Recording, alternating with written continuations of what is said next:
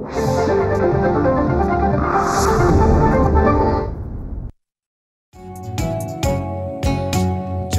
ग्राहक जागो, जागो जागो जागो, झाली नवी पहाट बघा हो. जागो ग्राहक जागो, करताना कुठलीही खरेदी नीट पारखून घ्या हो.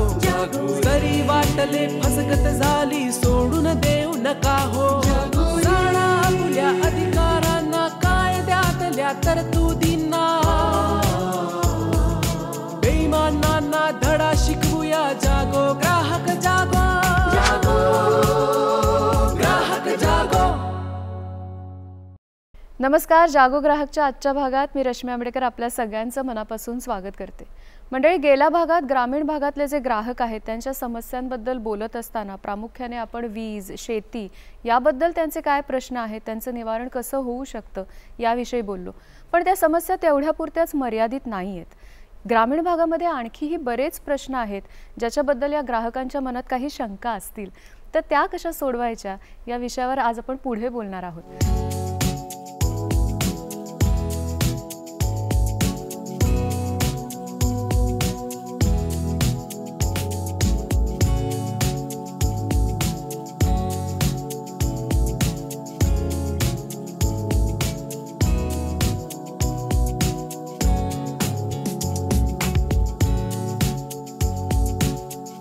आपल्या चर्चेमध्ये आपले तज्ञ तेच आहेत. पुन्हा एकदा त्यांची ओळख करून घेऊया. आपल्या चर्चेमध्ये आज आहेत अजय भोसरेकर सर. नमस्कार सर, कार्यक्रमात स्वागत तुमचं. सर माजी अध्यक्ष जिल्हा ग्राहक तक्रार निवारण आयोग आणि सध्या ते अध्यक्ष आहेत वीज ग्राहक गाऱ्हाणे निवारण मंच पुणे झोन CGRF. आजचे आपले दुसरे तज्ञ आहेत जगन्नाथ जोशी सर. नमस्कार सर, कार्यक्रमात स्वागत. जिल्हा संघटन मंत्री कोल्हापूर, अखिल भारतीय ग्राहक पंचायत कोल्हापूर इथून ते आलेत. आणि आजचे आपले तिसरे तज्ञ आहेत दिलीप फडके सर. नमस्कार सर, स्वागत तुमचंही. अध्यक्ष आहेत सर जागृत ग्राहक राजा संघटना महाराष्ट्र. आपण गेल्या भागात जेव्हा भेटलो होतो तेव्हा ग्रामीण भागातल्या समस्यांबद्दल ग्राहकांच्या विशेष करून ज्या आहेत त्यात आपण प्रामुख्याने शेतीबद्दल बोललो, विजेबद्दल बोललो. पण त्या समस्या तेवढ्यापुरत्याच मर्यादित नाही आहेत, नाही का? ग्राहक म्हटल्यानंतर सगळ्याच गोष्टी त्याच्यामध्ये आल्या. तर आज आपण आणखीन पुढचे जे मुद्दे आहेत, काही विषय आहेत त्यावर सविस्तर बोलूया की कशी तक्रार करायची, सोडवायच्या कशा त्या तक्रारी, मुळात आहेत का तक्रारी ह्याची जाणीव कशी होऊन द्यायची. या सगळ्यामध्ये मला असं विचारायचं आहे की ग्रामीण भागाला सांस्कृतिक परंपरा खूप मोठ्या आहेत. म्हणजे दरवर्षी वेगवेगळ्या स्वरूपाच्या यात्रा वगैरे सगळ्या घडत असतात आणि ती परंपरा खूप जुनी आणि मोठी आहे. या भागामध्ये अशा प्रकारे मग त्यावेळेला कोणत्या अडचणी किंवा तक्रारी येऊ शकतात? कारण अशा बातम्या आपण वाचतो की ह्या यात्रेमध्ये अन्न भेसळ झाली आणि त्याच्यामध्ये काही गंभीर समस्या निर्माण झाल्या. तर ह्या प्रश्नाबद्दल तुम्हाला काय वाटतं? सरांपासून सुरुवात करते. तिघही तुमचे अनुभव सांगाल ह्या बाबतीतले. सर, ग्रामीण भागामध्ये साधारणपणे अन्नामधून ज्या विषबाधा लोकांना होताना आपण पाहतो किंवा बऱ्याच वेळेला भंडारा हा ग्रामीण भागातला एक शब्द प्रयोग आहे. म्हणजे जिथे की बरंचसं अन्न शिजवलं जातं आणि ते लोकांना प्रसाद म्हणून दिलं जात असतं. किंबहुना दुधाचे काही पदार्थ असतात जे की त्याला एका ठराविक मर्यादेच्या आत ते संपले पाहिजे, त्याच्यापेक्षा जास्त केलं तर त्याच्यातनं फूड पॉयझनिंगचा प्रकार व्हायला लागतात. तर ह्याची रचना लोकांना आज माहीत नाही की हे सगळं जास्ती किती दिवस झाल्यानंतर ते सांभाळलं पाहिजे, ते संपलं पाहिजे. संपलं नाही तर मग ते त्याला नष्ट करण्यासाठी एक वेगळी प्रोसेस आहे ती केली पाहिजे. आणि ज्यांना हा त्रास झाला आहे त्याच्यासाठी त्यांनी फूड अँड ड्रग या प्रशासनाकडे त्याची तक्रार करून घेऊन त्याला निवारण करण्यासाठी अन्न औषध प्रशासन असेल किंवा आरोग्य विभाग असेल यांची मदत घेऊन त्याला कसा रिलीफ मिळू शकेल याची प्रक्रिया त्यांनी केली पाहिजे.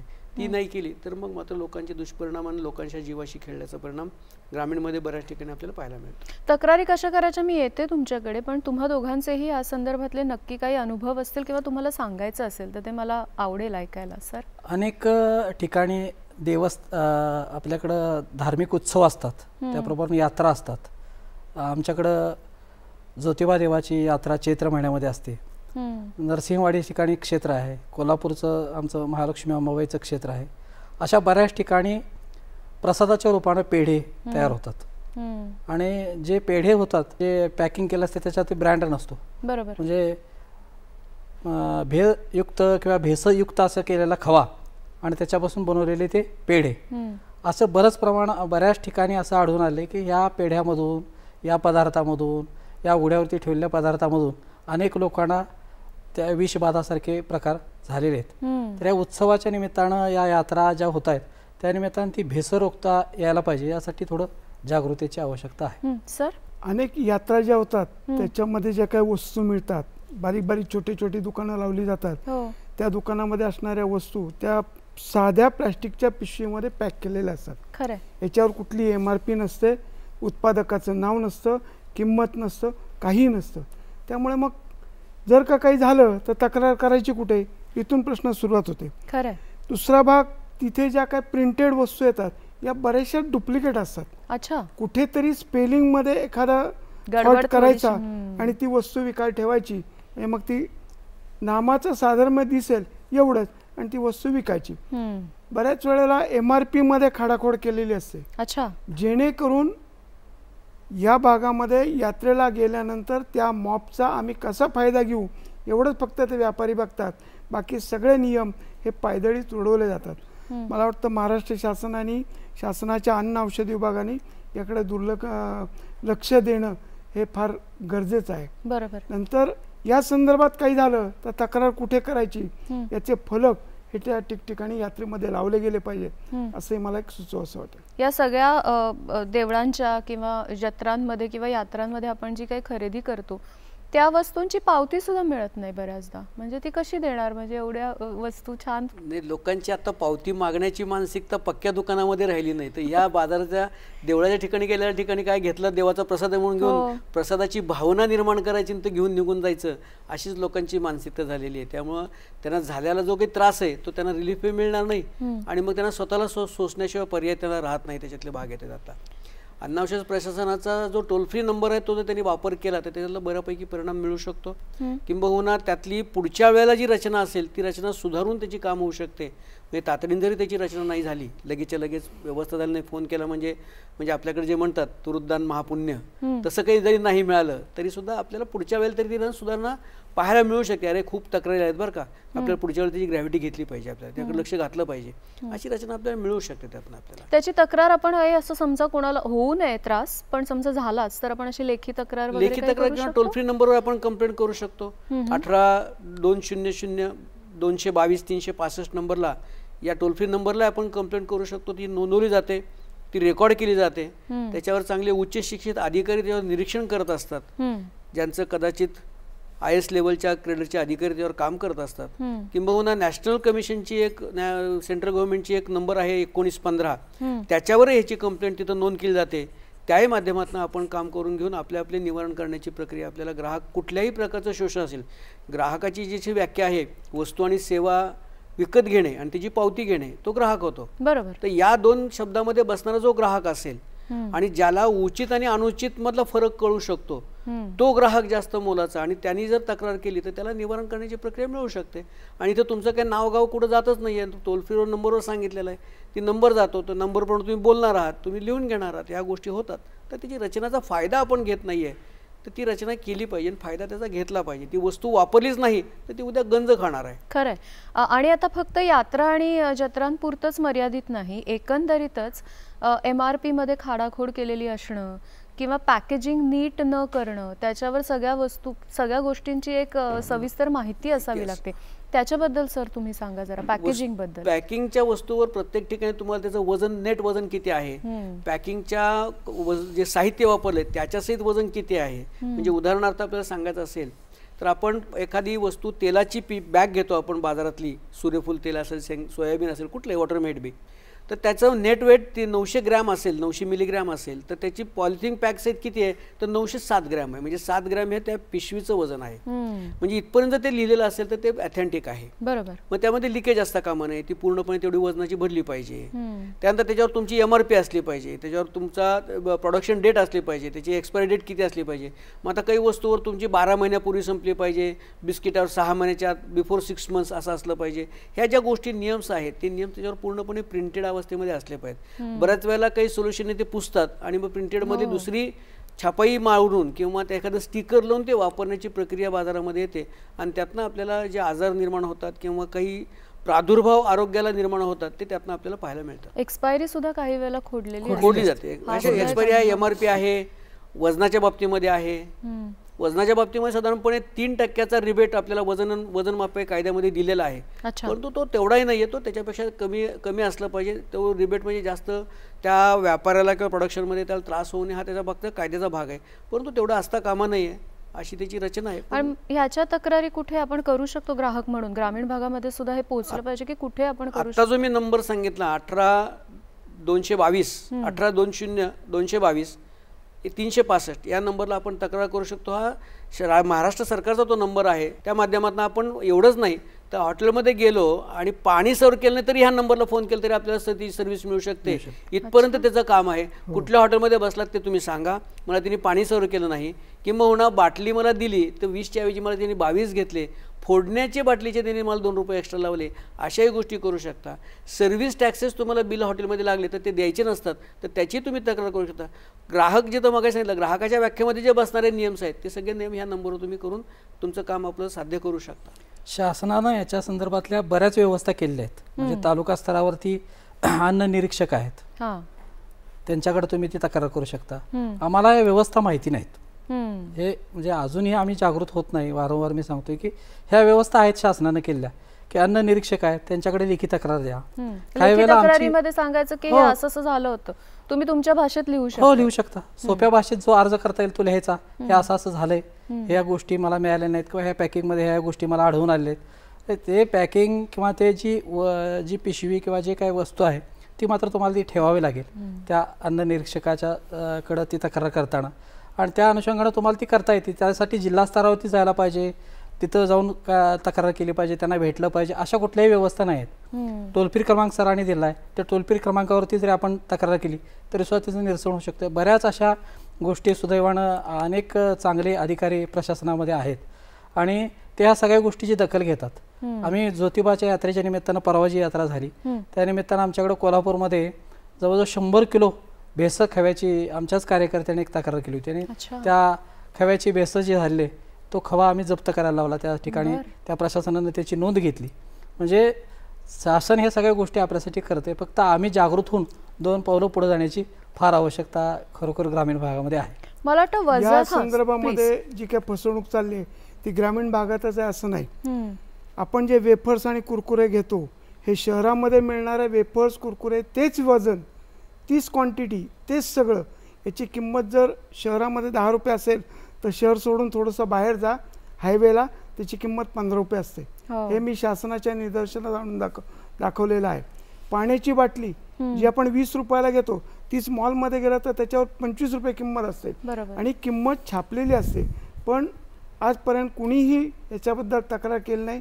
मी स्वतः या संदर्भात ग्राहक न्यायालयामध्ये एका कंपनीच्या विरोधात गेलेलं आहे, त्याची केस चालू आहे. बरं, वजन मापन तुम्ही एक प्रश्न केला होता मध्ये 2 वेळा तुमच्याकडनं तो विषय आला, आणि खरंच मला ते ग्राहकाला जागरूक करण्याच्या हिशोबाने न्यायालयीन प्रक्रिया म्हणून एक सांगण्याची आवश्यकता वाटते की लिखाण कसं असावं. जे मी बोलतो, जे मला त्रास झालाय त्याच भाषेमध्ये असलं पाहिजे. न्यायालयात सुद्धा भाषा काही फार वेगळी नाहीये. न्यायालयामध्ये टिपिकल नाही, फक्त एक लिहिण्याची पद्धत काय असावी ती न्यायालयाची प्रक्रिया आहे. बरोबर, याच्यापेक्षा दुसरं काही देत नाही. आपल्याला जे त्रास झाला तोच न्यायालयामध्ये आपण ते लिखित स्वरूपात मांडतो, तीच सोप्या भाषेमध्ये बोली भाषेमध्ये तेच तुम्ही लिहून तक्रार मांडायची, इतकीच त्याला बंधन आहे. असं काहीही त्याला नियम नाही आहेत किंवा कुठल्या प्रकाराने असावी, कुठला फॉर्मॅट त्याला आहे का, असं कुठलाही नियम त्यामध्ये. मी का विचारते माहिती आहे का हे दरवेळेला, कारण अर्ज करा, लिहून द्या हे म्हटल्यानंतर ना एक दडपण येतं की त्याचे एक विशिष्ट फॉर्मॅट पाहिजे का, प्रति हे ते लिहिणं, त्याच्यामध्ये ना अडकून जातो आपण आणि मग आपली समस्या कुठेतरी बाजूला राहते आणि हे कसं लिहायचं हा प्रश्न पडू शकतो. म्हणून मी सातत्याने एक दुसरा एक मार्ग अजून एक वेगळा सांगतो. याच्यामध्ये ग्राहक संरक्षण कायद्यामध्ये एक तरतूद आहे जिथे जिल्हाधिकारी याचे अध्यक्ष आहेत. ग्राहक संरक्षण परिषद नावाची परिषद चालते, जिल्हा पुरवठा अधिकारी त्याचे सचिव आहेत. आपण नेहमी सातत्याने करतो काय, जिल्हाधिकारी म्हणून तक्रार करतो. जिल्हाधिकारी हा रेव्हेन्यू कोड मधला शब्द प्रयोग आहे, किंबहुना जिल्ह्याचा पूर्ण अधिकार असलेला तो जिल्हाधिकारी आहे. तो ऑनररी मॅजिस्ट्रेट आहे तो एक प्रकारचा. तर त्याच्यातनं केल्यानंतर त्याची रचना फार वेगळी जाते. जसं आपण उदाहरणार्थ पाहिलं असेल मागच्या पूर परिस्थितीमध्ये किंवा कोरोनाच्या काळामध्ये, तर जिल्हाधिकारी खाली अर्ज करताना स्टॅम्प मारताना अध्यक्ष डिझास्टर मॅनेजमेंट लिहित होते. बरोबर, म्हणजे त्यांना ते डिझास्टर मॅनेजमेंटची कायद्याची जी नियम आहेत त्या नियमावलीमध्ये हे सगळं ते काम करतायत. त्या पद्धतीने आज अर्जदारांनी जर त्यात लिहिलं अध्यक्ष जिल्हा ग्राहक संरक्षण परिषद सचिव जिल्हा ग्राहक संरक्षण परिषद तथा त्याचं पदनाम, मग जिल्हाधिकारी असेल, जिल्हा पुरवठा अधिकारी असेल, हे नाव केल्यानंतर तुम्हाला ग्राहक संरक्षण कायद्याच्या 6 हक्क, घटनेचे 2 हक्क, याला पूरक त्याला उत्तर देणं बंधनकारक होतं आणि ते उत्तर तुम्हाला मिळतं. बरोबर. खूप ते तुम्हाला महत्त्वाचा 30 point आहे दिवसामध्ये हा. उत्तर देणं या दोघाही अधिकाऱ्यावर बंधनकारक आहे. बरोबर. त्यामुळे ही रचना आपण ज्यावेळेस करायला लागतो, ज्यावेळेस नसेल तर त्यांच्या मेलवर आपण टाकू शकतो. जिल्हाधिकारीचे मेल त्यांच्या आज गव्हर्नमेंटच्या पोर्टलवर आहेत. बरोबर. महाराष्ट्र शासन .gov.in वर ह्या पोर्टलवर सगळ्या जिल्हाधिकाऱ्यांचे, जिल्हा सीओचे, सगळ्यांचे पोर्टलचे मेल आयडी तयार आहेत. त्या मेलवर आपण तक्रार करू शकतो, टेक्स्ट मेसेजमध्ये तक्रार करू शकतो त्या मेल आयडीवर. असे काही त्यात अवघड नाही. मोबाईल उघडला, आज मोबाईल आपला आज 80% लॅपटॉपचं काम आपण करून त्या मोबाईलकडे पाहिलं पाहिजे. खरंय खरंय.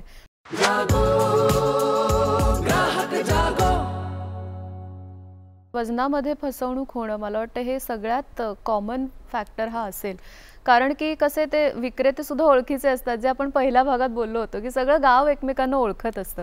त्यामुळे मी वजनाच्या ऐवजी दगड वापरला, खरं तर ते नको व्हायला, पण त्याच्या विरुद्ध तक्रार होत नाही. आज ही दगड वापरला जातो मॅडम. हो ना सर, तेच सांगते. आज ही जी ग्रामीण भागामधल्या बाजाराची अवस्था हा. आहे, ज्या ठिकाणी रस्त्यावरती बसून विक्री होती, हो. त्या ठिकाणी वजनाच्या ऐवजी दगडच वापरले जातात. आणि ती अजूनही आमची मानसिकता नाही की त्या संदर्भात काहीतरी बोलावं. कारण जे मगाशी आपण म्हटलंय त्याप्रमाणे सगळे परिचय आहेत, विक्रेते परिचयाचे, खरेदीदार परिचयाचे. त्यामुळे तक्रार कशी करायची याचं एक मानसिक दडपण त्यांच्यावरती आजही आहे. पण त्याच्या विरुद्ध आपण आवाज थोडासा केला पाहिजे, कारण ती प्रॅक्टिस सुद्धा ती नीट असणं, कारण वजन मापामध्ये फसवणूक ही खूप कॉमन गोष्ट आहे.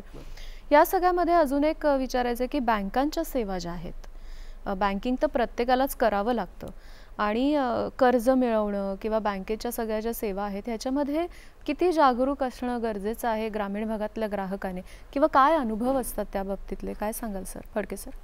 या सगळ्या संदर्भात जर सांगायचं झालं तर नॅशनलाइज ज्या बँका आहेत त्याच्या अधिकाऱ्यांची, कर्मचाऱ्यांची मानसिकताच पूर्ण बदललेली आहे. बँकेच्या आतमध्ये आला की तो मालकच बनतो. आजही ग्रामीण भागामध्ये जर एखादं गाव असेल आणि त्या गावामध्ये जगा 60% किंवा त्याच्यापेक्षा जास्त लोक डिफॉल्टर असतील, आणि त्या गावातला एखादा नवीन होतकरू जर आला अर्ज घेऊन कर्जासाठी, तर त्याला म्हणतात आधी गावातलं फेडा, मग आमच्याकडे या. अच्छा. त्याला उभाच करत नाही. नंतर महाराष्ट्र केंद्र सरकारने एवढ्या योजना आणलेल्या आहेत काय, पण त्या योजनांसाठी सरकारी बँका ज्या आहेत या उभ्याच करत नाहीत लोकांना. सर नाही का, सत्य परिस्थिती आहे. सरांनी, फडके सरांनी सांगितलं ती परिस्थिती आम्ही स्वतः अनुभवलेली आहे. माझ्या तालुक्यामध्ये 1-2 गावं अशी आहेत ज्यांचं डिफॉल्टरचं प्रमाण जास्त आहे. आजही त्या ठिकाणी अनेक योजना ज्या सरकारने आणलेल्या आहेत, त्या योजनेसाठीची तरुणांनी, वृद्धांनी, अनेक लोकांनी ॲप्लिकेशन करून बघितलं, तर त्याच्यामध्ये ज्या सुलभतेनं कर्ज पुरवठा व्हायला पाहिजे, कर्ज वितरण व्हायला पाहिजे, ते नॅशनलाइज बँकेकडून अजूनही फार प्रमाणात होतं आहे असं मला वाटत नाही. 1-2 उदाहरणं आहेत, काही चांगल्या बँका आहेत, पण बऱ्याच प्रमाणातल्या ज्या बँका आहेत त्याच्यामध्ये दुसरा एक विषय असा येतो की 15-15, 20-20 खेड्यामध्ये एखादी नॅशनलाइज बँक आहे. आमची अडचण वेगळी आहे. त्या नॅशनलाइज बँकेमध्ये असणारा स्टाफ, त्यांची असणारी कमतरता, आणि एकदम एवढ्या लोकांचा सगळा त्याच्यावरती असणारा बोजा, ही एक दुसऱ्या बाजूने विचार केला तर असणारी अडचण आहे. त्यामध्ये काही सुलभता आपल्या या निमित्तानं विनंती मला करायची आहे की ग्रामीण भागातला चळवळीतला कार्यकर्ता म्हणून की एक असं धोरण ठरावं शासनानं की असे जे 25-25, 30-30 खेडी आहे का त्या नॅशनल बँकेला आम्ही जोडतोय, त्याला लीड बँक जिल्ह्याला असते, त्या जिल्हा बँकेनं हा सर्वे करून ती सुलभता आणता येईल. म्हणजे 15-20 खेड्यामध्ये एखादी नॅशनलाइज बँकेची शाखा आवर्जून असली पाहिजे किंवा 2 शाखा असली पाहिजे. पर्याय ज्यावेळेला सक्षमपणे उभा राहतील काय, तेव्हा ते लोकांना त्या वितरणातील सुलभता प्राप्त होईल असं मला या निमित्तानं वाटते. मला या निमित्ताने एक नवीन मुद्दा असा आणायचा आहे की आता सगळीकडे ऑनलाईन व्यवहार खूप मोठ्या प्रमाणात होतात, आणि ऑनलाईन व्यवहार, कम्प्युटरच्या माध्यमातून होणारे व्यवहार, फोन वापरावा लागेल, असंख्य OTP वापरायला लागतील, एक बटन दाबलं तर काहीतरी चुकेल, ह्याची भीती ग्रामीण ग्राहकांच्या मनात खूप मोठ्या प्रमाणात असणारच. तर ऑनलाईन व्यवहारांच्या बाबतीत सर तुम्ही काय सांगाल की कशा पद्धतीने ग्रामीण भागामध्ये ही व्यवस्था चालते, आणि ग्राहकांनी कशा पद्धतीने थोडंसं जागरूक होऊन साक्षरता ह्याच्यामध्ये ऑनलाईन मधले साक्षरता आणणं गरजेचं आहे. या सगळ्याच्यामध्ये ऑनलाईन व्यवहाराची ग्रामीण भागामध्ये जे आत्ता चालू आहेत, जो चोरी करतो त्या चोराची आता भाषा बदललेली आहे. आत्ताच आमच्याकडे संघटनेकडे आलेली केस आहे. एका महिलेची जवळजवळ तिच्या खात्यावर 80,000 रुपये होते, एका क्षणामध्ये साफ झाले. पहिल्यांदा तिला फोन आला, ताई तुम्हाला 1 लाखाची लॉटरी लागलेली आहे, गव्हर्नमेंटकडनं तुम्हाला 1 लाख रुपये मिळणार आहेत. अच्छा. मग पण हे तुम्ही तुमच्या नवऱ्यावर सांगू नका, मित्रमैत्रिणींना तर मुळीच नको. का तर तुमचं चांगलं झालेलं तुमच्या कुणालाही पावत नाही. ही त्यांची भाषा, माझी नाही. बापरे, ही चोरांची भाषा आहे. त्यामुळे ती महिला काय करते, ठीक आहे चला मग मी काय करू, मी तुम्हाला 5 मिनिटांनी पुन्हा फोन करतो. 5 मिनिटांनी परत फोन येतो, हां मॅडम झालं का तुमचं, हां तुम्हाला मी लाखभर रुपये पाठवतोय, मग तुम्हाला मी एक 4 आकडी कोड पाठवला आहे, तो टाका बरं. ती टाकते. जे काही फसवायचं ते फसवतात आणि काही क्षणामध्ये अख्खं बँक अकाउंट साफ होतं सर. पण या संदर्भामध्ये जर का त्यांनी 24 तासात 48 तासात जर तक्रार दाखल केली तर त्यांना न्याय मिळू शकतो. बरोबर. पण ते जातच नाहीत. खरंय. म्हणजे ज्या घडलेला व्यवहार स्वतःच्या मित्राला, मैत्रिणीला, नवऱ्याला सांगत नाहीत तर ते पोलिसांकडे कुठून तक्रार दाखल करणार. फार मोठ्या प्रमाणात फसवणूक. मला वाटतं मानसिकता ओळखली पलीकडच्यानी जे फसवतात ते, की काय आपण बोललं की समोरचा ग्राहक फसला जाऊ शकेल. सर सांगा तुम्ही ह्याच्याबद्दल काय, कशी जागरूकता आणि व्यवहारांबद्दल, ऑनलाईन सगळे व्यवहार आहेत. ऑनलाईन व्यवहारापासून कसं झालं आता की ह्या कोरोना काळापासून लोकांना सगळ्याच गोष्टी, अगदी 5 रुपये जरी द्यायचे असतील चॉकलेटचे तरी सुद्धा लोकांना वाटतं की नाही ते माझं ते गुगल पेवरनं किंवा अन्य पेवरनं देऊन टाकून मी मोकळं होऊन जाईल. बरोबर. ही सगळी रचना लागल्यापासून याचा बेनिफिट झाला की पूर्वी कसं होतं, खिशातलं पाकिट मारण्याची लोकांची रचना होती. आता पाकिटच्या ऐवजी तुमचं बँक बॅलन्सच उडवायची रचना लागलेली आहे. जसं की उदाहरणार्थ एखादा SMS पाठवणं असेल किंवा एखादा कॉल करून करणं असेल.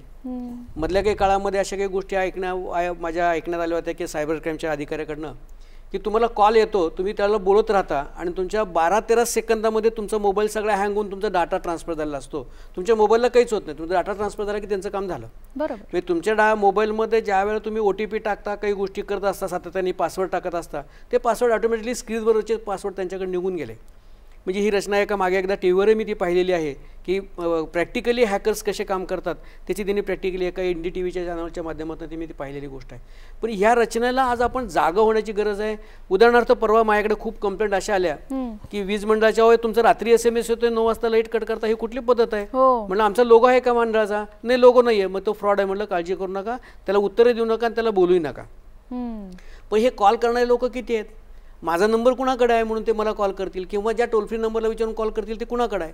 म्हणजे ही जागरूकता किंवा मला आल्याला खरंच आहे ही भासणं, म्हणजे आज खोटं बोलण्याच्या मधुरतेमध्ये जी भाषा आहे, जी सत्य सांगणाऱ्याची भाषा कडक असते पण फसवणाऱ्याची भाषा ही मधुरता असते. त्यामुळे तो गोडवा त्याला मिळाला की तो तिथं फसून जातो, त्याला भुरळ पडते आणि ह्या भुरळीतनं ह्या सगळ्या रचना चाललेल्या असतात. मग या लोकांना तिथं जाण्याकरता 1930 नंबर हा सायबर क्राईमचा नंबर आहे.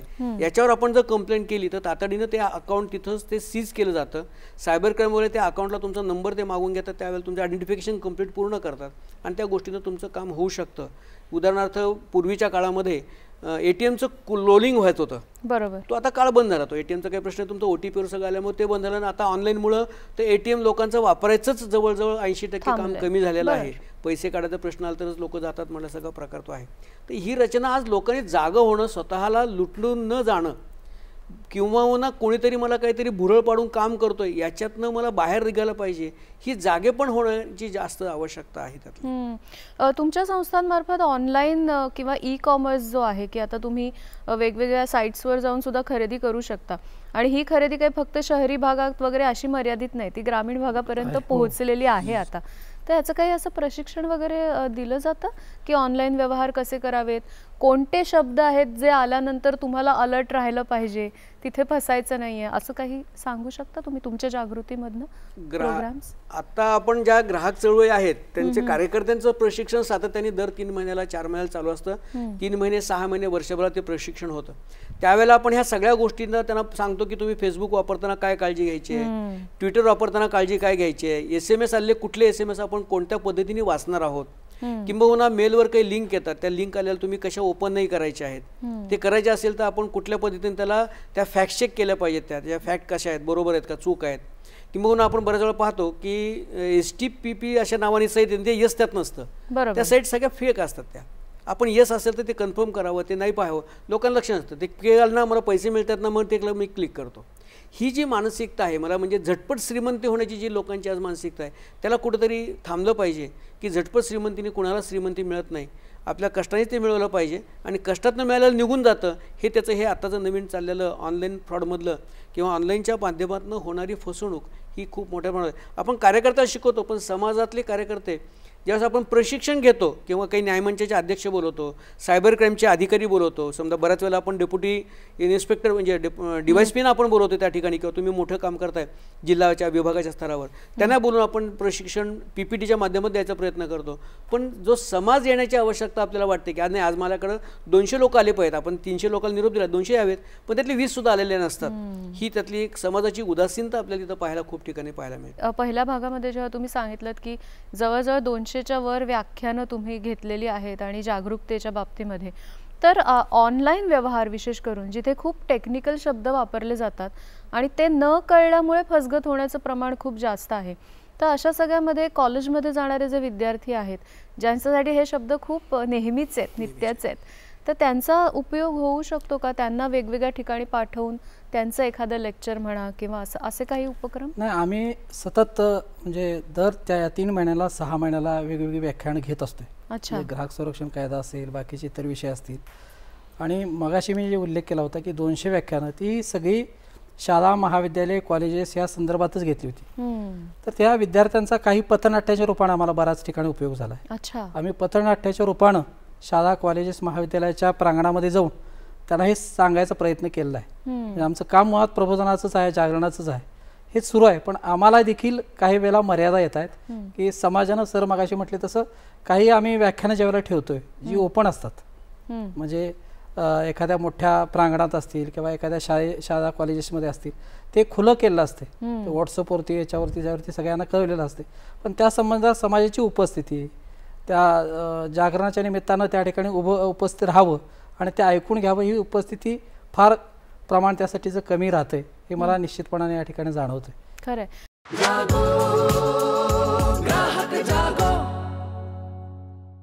चांगले मोबाईल्स म्हणजे ज्याला आपण स्मार्टफोन्स म्हणतो, हे आता प्रत्येकाच्या हातात आले, पण ते वापरायचे कसे चांगले जेणेकरून आपली फसवणूक होत नाही. मला वाटतं हे सुद्धा जागृती होणं गरजेचं आहे का? कारण ग्रामीण भागात सगळीकडे आता स्मार्टफोन्स पोहोचलेले आहेत. सगळीकडे आपण सोशल मीडियावर खूप मोठ्या प्रमाणात लोक गोष्टी अपलोड करतात हे बघतो, पण जिथे त्याची सावधानता बाळगायला पाहिजे तिथे तो वापर त्याचा जो आहे टेक्नॉलॉजीचा, तंत्रज्ञानाच्या वापरासंदर्भातली जागरूकता महत्त्वाची वाटते ग्राहक म्हणून. काय सांगाल?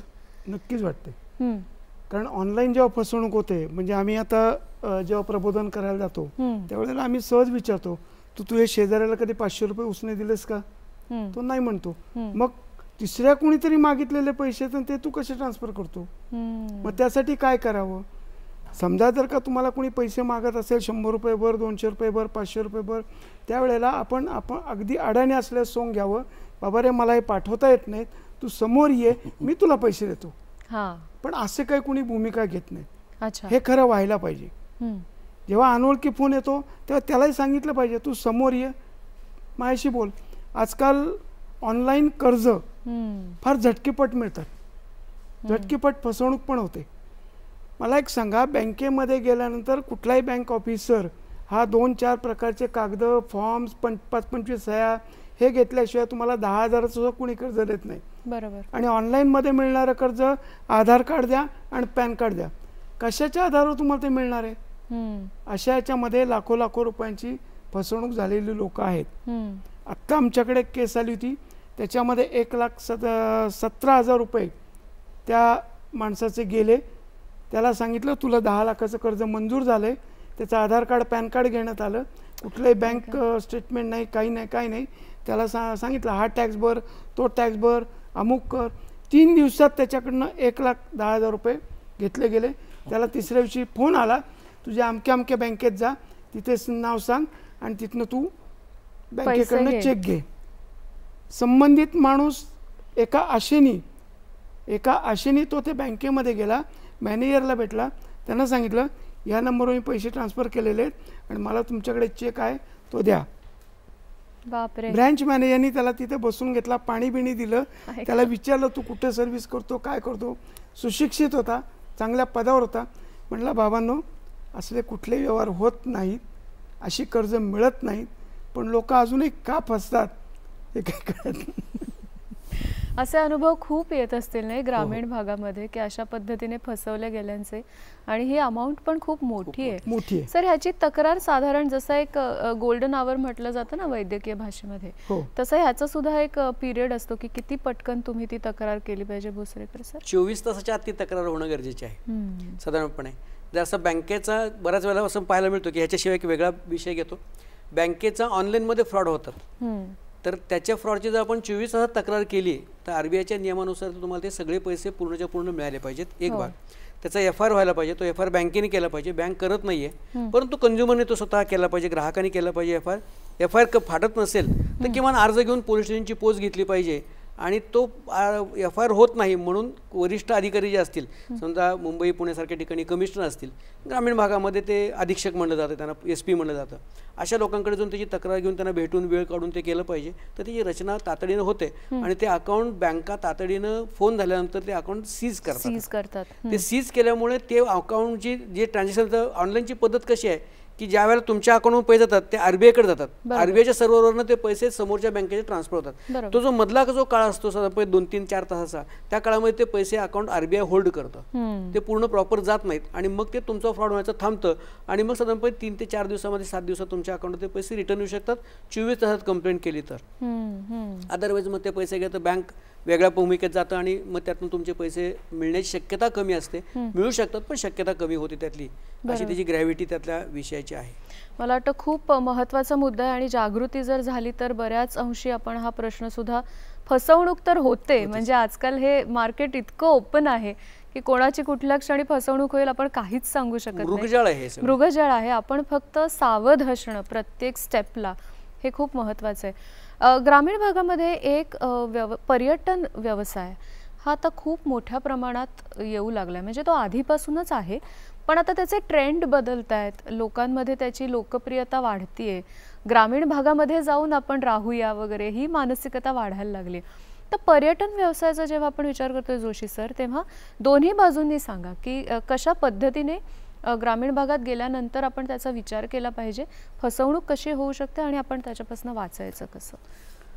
पर्यटन व्यवसाय आता वाढतोय ही फार सुंदर बाब आहे. म्हणजे ग्रामीण भागाच्या बाबतीत म्हणजे असा विचार केला तर शासनाच्या काही नवीन योजना खास महिलांच्यासाठी म्हणून पर्यटन वाढीच्या दृष्टीने येत आहेत.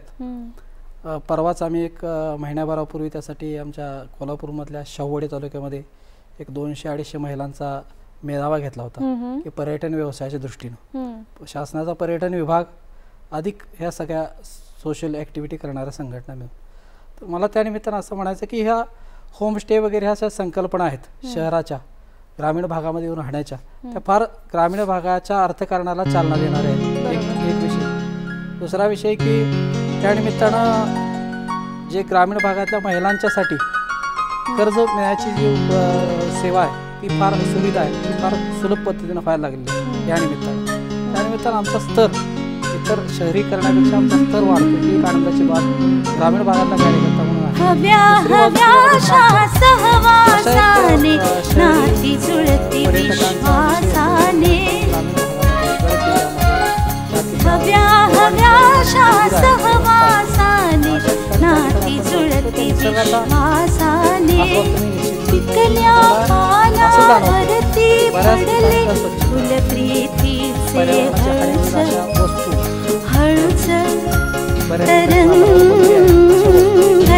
बॉटल्स केअर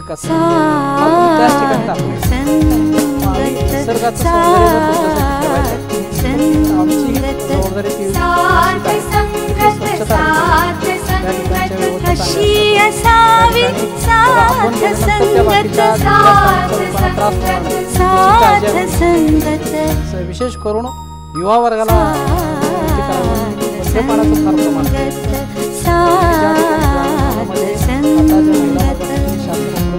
सुविधा त्या ठिकाणी होमस्टे सारख्या संकल्पना चांगल्या येत आहेत.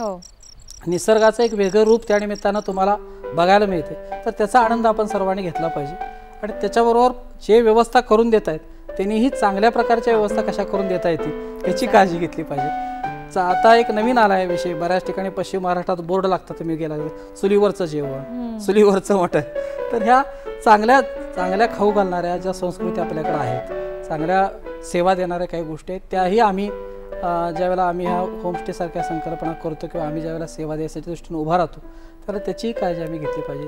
स्वच्छ व्यवस्था असली पाहिजे तिथं, त्या राहण्याच्या घराची व्यवस्था चांगली असली पाहिजे, पिण्याचं पाणी उपलब्ध राहिलं पाहिजे, लाईटची व्यवस्था असली पाहिजे. बाकीचे जे सहपरिवार ज्यावेळेला येतो त्याला होमस्टेकडे वाढण्याचा ओघ जो आहे तो परिवाराचा सुरक्षित वाटतो. तर त्या सुरक्षित अरविंद विनायक जोशी माझं ऐका आणि जेवून घ्या. फडके सर काय सांगाल? ओ सौभाग्यवती मालती विनायक जोशी, गेल्या 24 वर्षात विनायक विश्वनाथ जोशींशिवाय मी कधी जेवायला बसलोय का? हे काय नाही ग, बाबा येऊ देत नंतर बसू. अरे पण वाजलेत बघ किती. या माध्यमातून एवढा उशीर नाही होत रे कधी त्यांना. आत्याकडे गेले असतील ग. केवळ या पर्यटन तुला काही म्हणाले होते का तसं? नाही त्यांचं काय काम होतं फोर्टला. आता तिथपासून आत्याचं घर किती लांब आहे, गेले असतील येता येता. हे बघ तू उगीच अंदाज बांधत बसू नकोस, त्यापेक्षा फोन कर ना त्यांना. वाईट भाग असं सांगायचं झालं तर आमच्याकडे तूच आणि राजगड 2 किल्ले आहेत.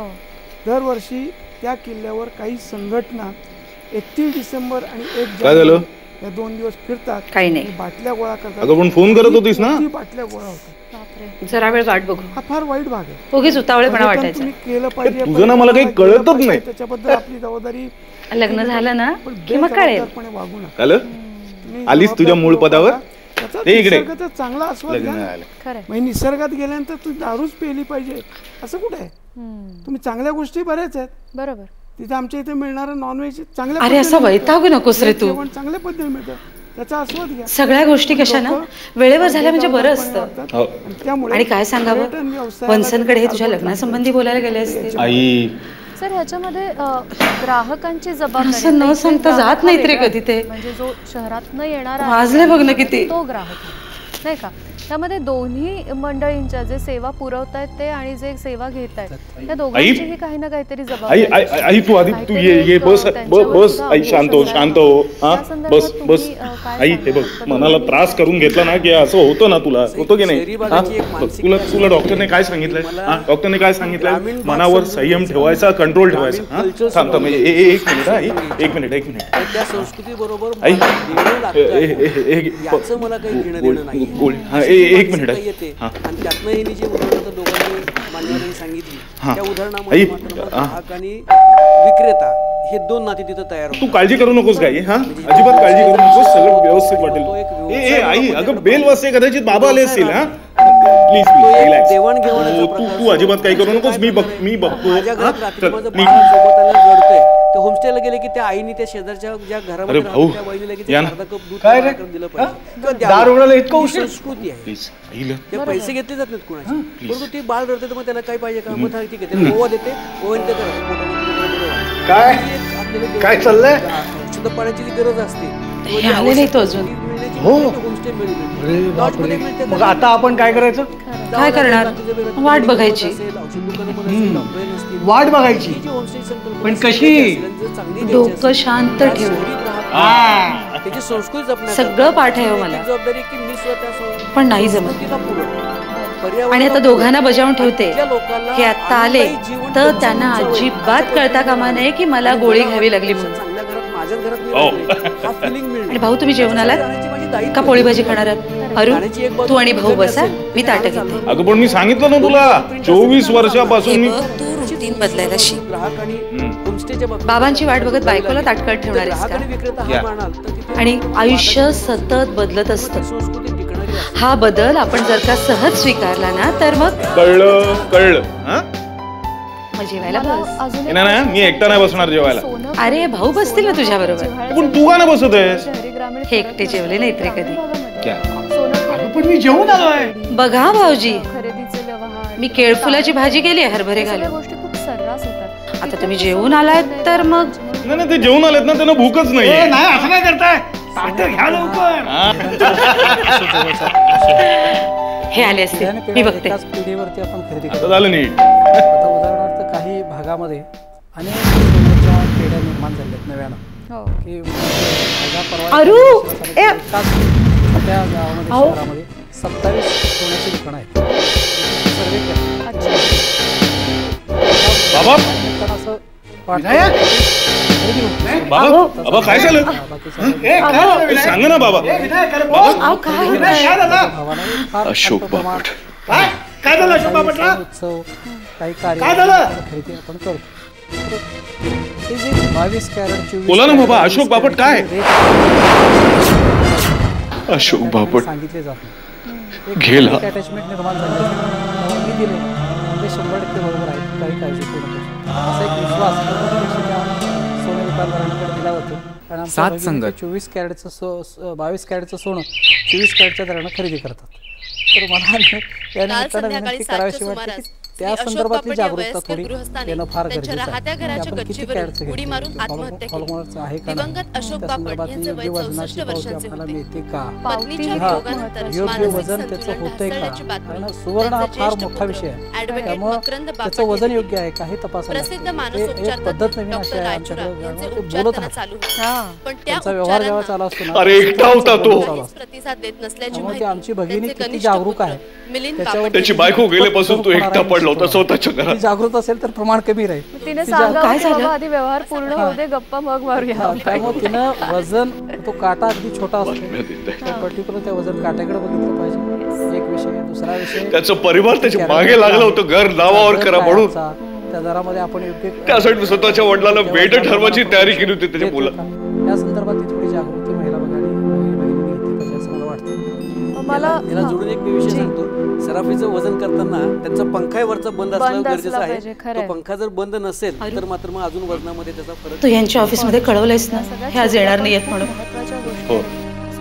आणि जमलं तर तूही नको जाऊस. हो अगं मी माझ्या बॉसला फोन करून कळवलंय तसं.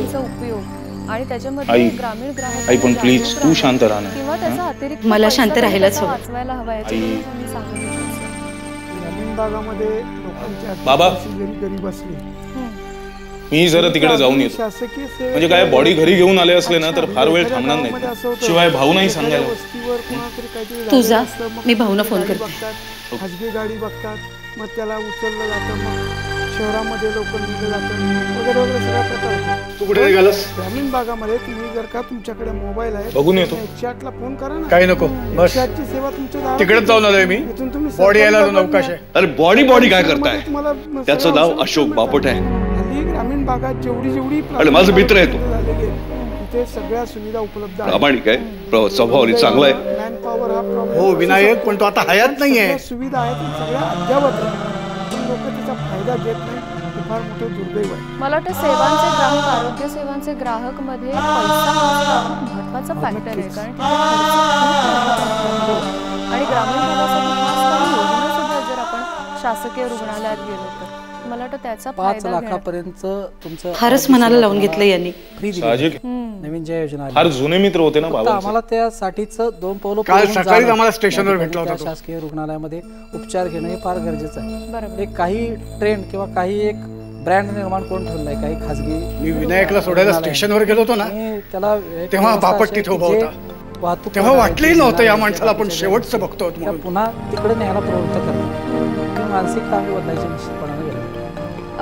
शहरांचा म्हणजे आपण विचार करतोच पण ग्रामीण भागात सर्रास वापरली जाते. खून म्हणजे लागलेली आहे.